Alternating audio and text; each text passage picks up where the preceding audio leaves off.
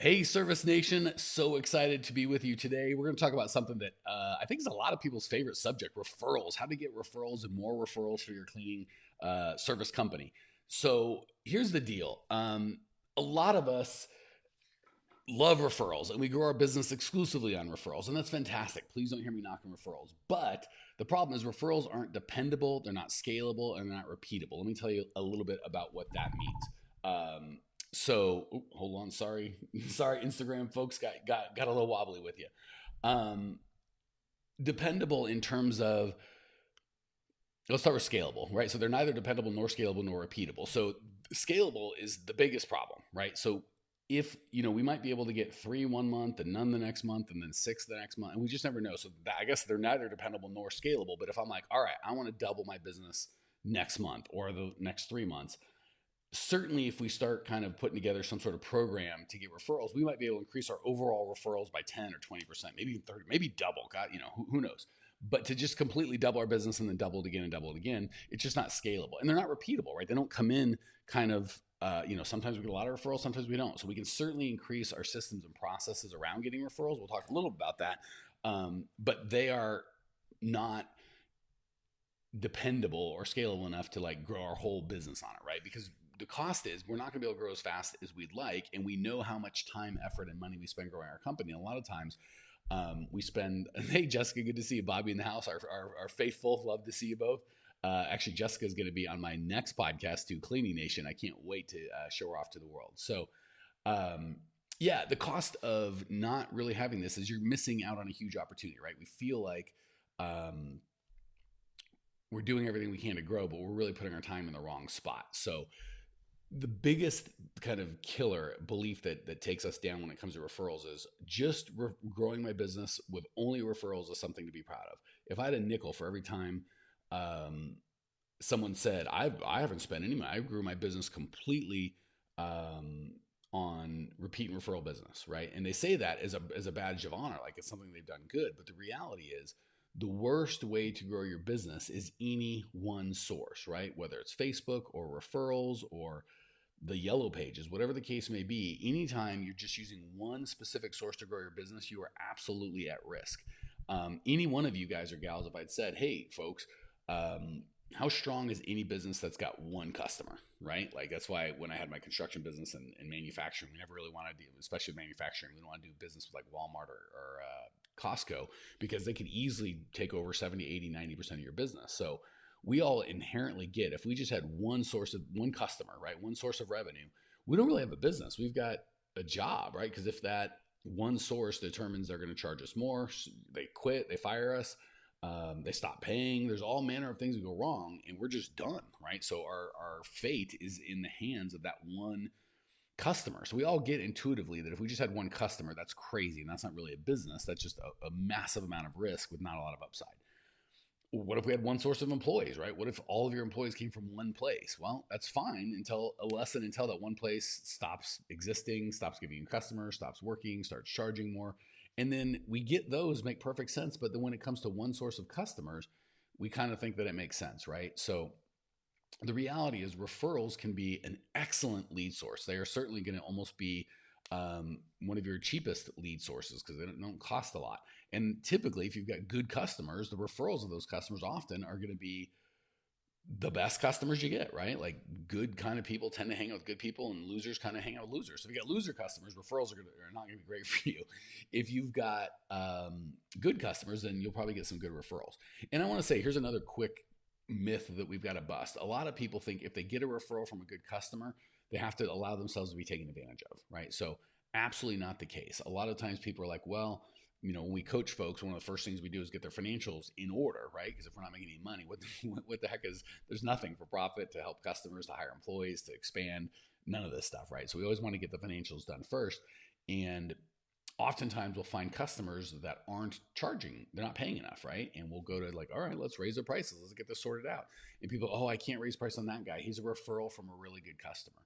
That's not how we ever do it, right? So that's a big myth that we've got to bust. It is okay to go, wow, this is a referral from a great customer, I'm going to give them a bonus, I'm going to take extra care of them, I'm going to roll out the red carpet. That's all super fine. But charging not enough is not a service, right? Like we get lots and lots of referrals for our coaching customers. Everyone pays the same, right? If it's a referral, someone that I like, maybe I'll do the enrollment call as opposed to one of our coaches, or there might be a little extra bonus I might try and get, but at no point do we give discounts. So um, even though referrals are a great source of revenue, we're not going to get taken advantage of by people that are referred to us, even if it's by someone that we really like. And it's never, no lead source, including referrals, is a good only source of customers. Anytime we start thinking it's the only source, it's the beginning of the end. All right. The next thing is people will swing too far in referrals. One, they'll be like, my whole business I've grown repeat referrals, and they're really proud of that. But I think we talked about a couple of days ago, it's not who can spend the least on client attraction, i.e., all I do is referrals. It's whoever can spend the most. And go back to that podcast if you want to hear all how that goes. But the reality is that's not the truth. And then other people swing the other way, going, sometimes I get them, sometimes I don't. I have no control over that. Couldn't be less true. You can absolutely and should actually absolutely create systems around all of your client attraction funnels, right? And for just the referrals, you can absolutely systematize when and how you ask. A lot of people, almost everybody I coach asks, Cecilia says referrals are the comfy zone. That is so true. And I'm actually going to push you out of your comfy zone on that one. So the biggest opportunity in referrals that we probably miss is people think that we've got to like have clients as clients for 10 years or provide all the service or do all this stuff before we ask them. Here's a great way to expand your referral business just about instantly. First and foremost, ask early and ask often, right? So a lot of times people will do a bid and they won't get the bid and they just leave. So obviously there might be hopefully very few times where you give a bid and they'd be like, F you, screw you, and the horse you rode in, and get out of my house. I get out of my business. I hate you. I never want to see you again. All right, we're not going to ask them for a referral. But you know, as much as I do, 90% of the time we give a bid and we don't get it. Like, oh my gosh, we really appreciated you and we liked it and we're just not a fit at this time or whatever the case may be. It's a great time to ask for a referral, right? So, well, they haven't done any business with us. Guess what? I've referred a ton of folks in our community to other people. I've never had them provide a service at my home, but I know who they are as human beings, and I can still absolutely say, Jessica, perfect example. She owns a great cleaning company on the East Coast. I'm in Phoenix, so her team has never cleaned my house, obviously. I can still refer, and I wouldn't say she's the best cleaner ever because I have no idea. That couldn't be further from the truth. I could absolutely say I've dealt with Jessica, and I know she's a woman of integrity. I know she cares about her customers. I know based on the culture that she's built, I would love to be a client of hers, and if she was in town, I would absolutely love to have her work with her on any project. And that's all the truth. So you see how I gave a completely honest referral, having never used her specific service. So you can ask for referrals when you lose a bid. Certainly you can ask for them right when you win a bid. People wait until they provide the service until they ask for a referral. Again, if someone, typically the happiest someone is with you is right when they sign up with your service, right? Because they've gone through all they're at the height of, oh my gosh, my life's going to be better. They wouldn't have signed up with you unless they think that their life's going to be better. So they're at a really positive spot. And you're like, oh, I can't ask. We haven't provided any service. Absolutely, you can. They've gone through your sales process. They obviously have high enough expectations of you that they're giving you money before you've even done anything. So when you lose a bid, it's a great time to ask for referrals. When you win a bid, it's a great time to ask for referrals. And very rarely is someone going to go, I can't give you a referral until you've done the work. And if and when they do go, fantastic. I'll be back when we do the work. And then they've already pretty much guaranteed you they're going to give you a referral in the near future. The second thing is most of the time they're going to go, oh, I'd love to give you a referral, but I don't know one. You go, great, take a think on it. Maybe in a couple of weeks you'll have something. So we always want to kind of be we want to be training our people on how to always be thinking about how to give referrals. And I'll give you a great little thing I learned earlier that's kind of fun. The best way to get a referral, and this is right or downer, guys, and gals, this is kind of genius, is to ask someone for a referral. A lot of times they'll say they know somebody and they'll go, oh, I'll call them or whatever. Here's the magic. As opposed to waiting for them to call and be like, no, I don't want to put you out. How about this? Why don't you give me Jessica's number or whatever, and just maybe give them a heads up that I'll be calling. I'll give her a call in a couple weeks or a couple days or whatever, and just let her know.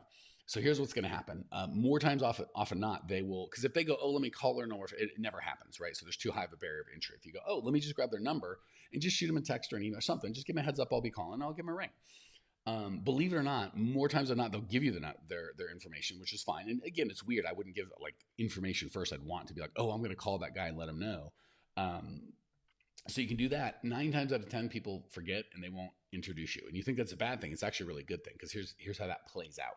So let's say, I've been picking on Jessica because she's here with us live. Let's say Bobby has referred me to Jessica. So Bobby's like, oh yeah, Jessica's would really love your service, blah, blah, blah. Gives me information. I go, hey, Bobby, we just reach out and let Jessica know at some point that I'll be calling. Bobby's going to say yes. And because Bobby's human, he's going to forget, right? People always forget. So I'm going to call Jessica and go, hey, Jessica, it's Mike. Bobby had told me to give you a call. He said he was going to reach out to you. She's going to go, huh? What? Bobby never reached out. Oh my gosh, I feel so bad. Bobby told me to call. He says he's going to reach out. Jessica knows Bobby, so she's like, well, this must be a legitimate thing. She go, oh, it's okay that Bobby didn't call.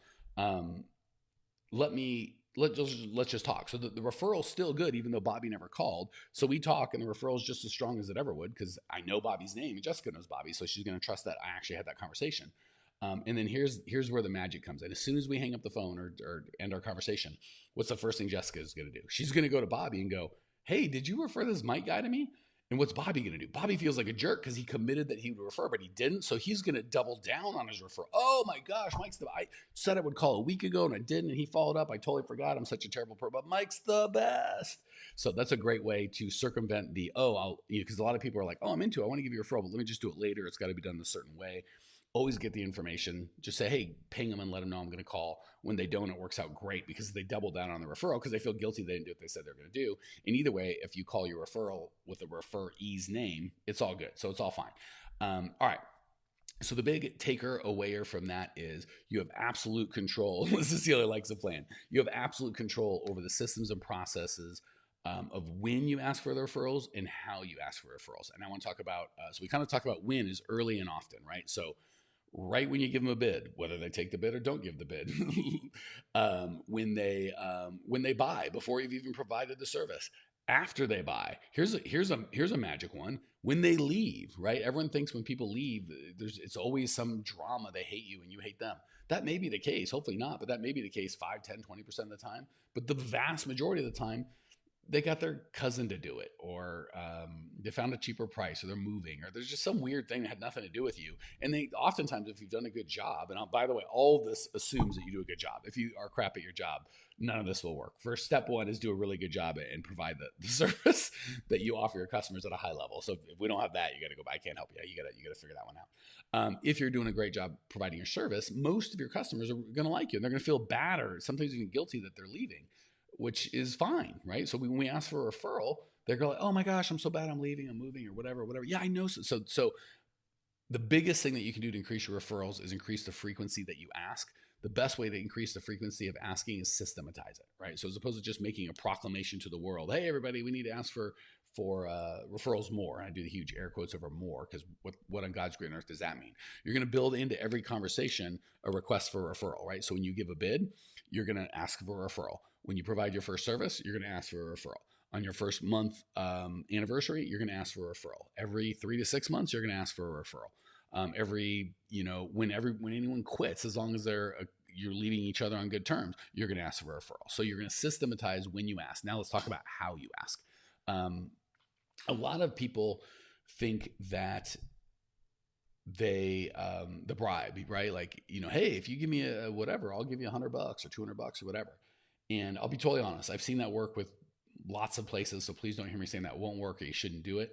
I'm just going to give you my coaching from my experience. So we don't do that, not because we wouldn't be willing to give our clients money or as an appreciation, but I found that the best referrers, the ones that refer over and over and over again, and I'm happen to be a referrer, right? If I've got someone that I really think does a great job, I'm constantly telling the world about it. I certainly don't do it because of the money, right? If I have a client that I like or someone that does a great job, as well as I do in the service business, there's so few often really good providers. Like we have 2 realtors. We bought some cabins up in Prescott, which is an hour and a half here. And here in Phoenix, we bought houses, obviously, because we live here. And I've got to refer a realtor in each town who are great. I refer them all the time. And if they offered me money, it would almost make it weird, right? I refer them both because I know what a pain in the butt and how frustrating it is to have a realtor that doesn't know what they're doing. And I know how awesome it feels to have a real professional that is on top of all the process and kind of protects our interests. So I refer them because they're amazing and I want to show them how much I appreciate the service that they do. And I want my friends that I know to have that good experience, right? So if they offered me money, it would kind of feel like, oh shoot, no, it's weird. Another perfect example, Andrea, Cashflow CFO, Google her, she's great.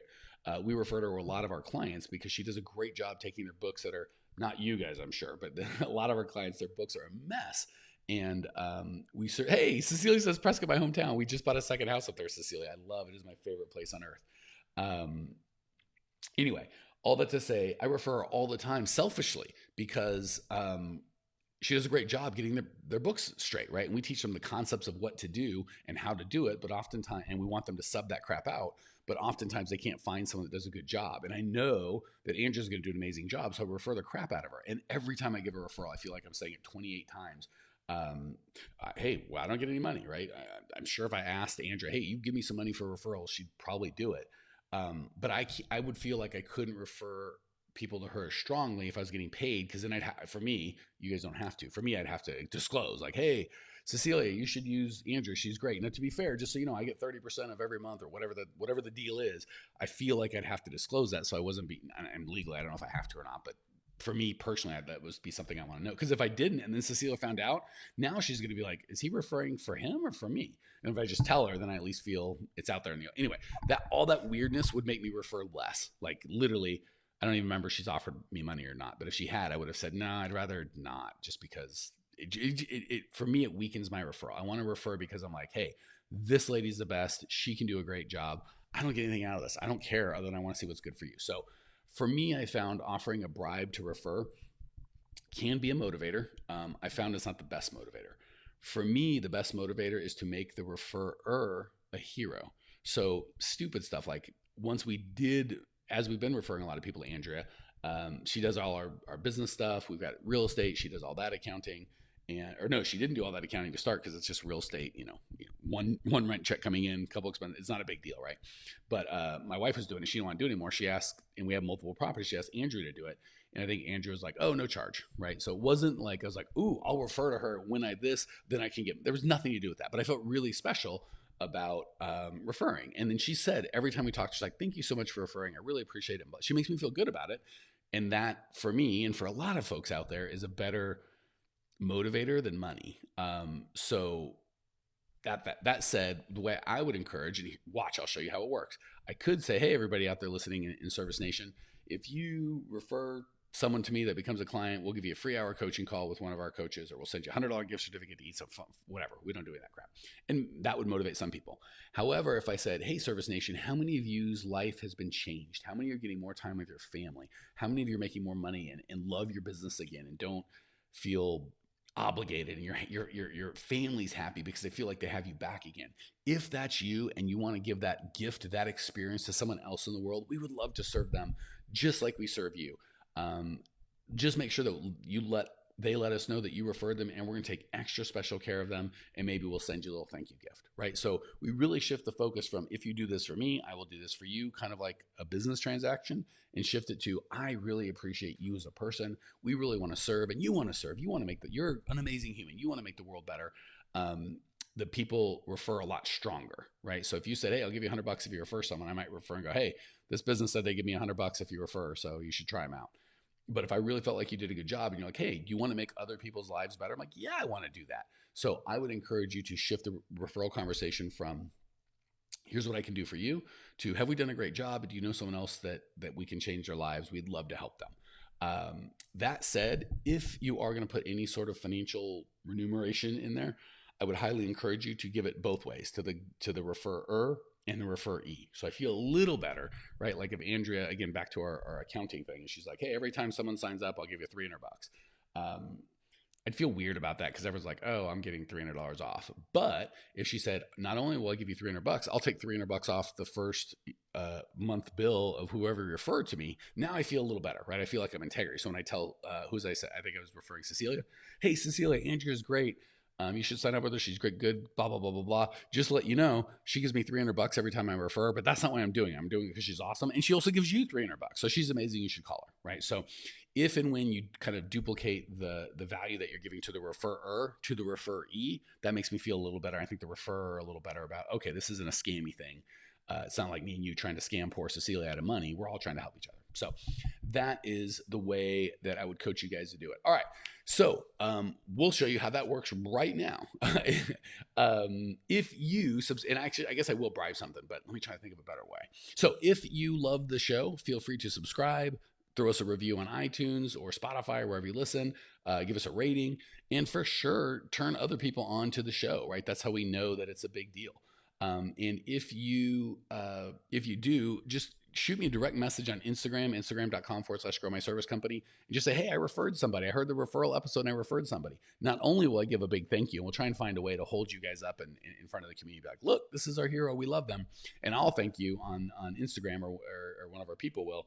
We'll also get you a copy of my book, I'm a Freaking Genius. We'll give you a copy of $1 Million Service Business. You can have either. I have two books. You can have either one. Just tell me what you want. $1 Million Service Business Secrets, or I'm a Freaking Genius. Why is this business so hard? Just shoot us a DM on there. That's how we do that. And again, if you know someone that you're like, man, this podcast has really, really helped me, I'd like to help other people, give us a referral. We'd love to hear that you did, and tell you how much we appreciate you. That's it, guys, gals. Hopefully that helps you grow your business. Hopefully it makes you give a healthier attitude and perspective on how it looks and how referrals look and feel in your business.